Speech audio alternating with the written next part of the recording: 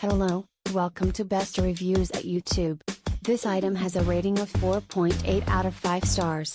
A customer wrote, "So simple I thought I must have been doing something wrong." Copied a nearly full 128GB SSD to a new Samsung 850 plus 256GB SSD in under 10 minutes.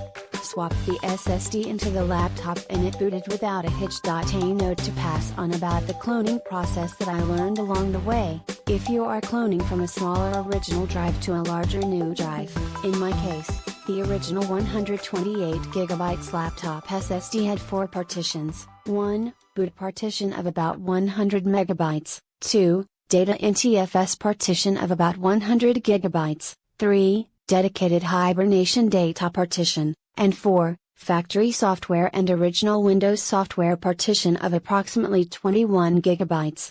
Since I was upgrading from the original 128GB SSD to a 256GB SSD, the included cloning software does some automatic distribution of the additional 128GB of space across the partitions on the new drive. In my case, it defaulted to evenly splitting it across the second and fourth partitions.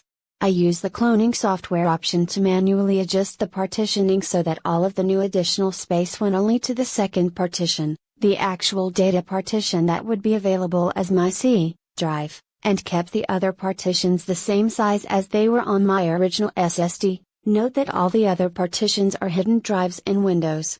If I hadn't done this, the cloning software would have allocated a lot of my extra new drive space to the fourth partition, which was only the original factory software load copy, and it wasn't going to need any more space on the new drive partition than it did on the original drive partition, and I would have lost having that extra space on my C drive in partition number 2. Thank you for watching. Please give the thumbs up,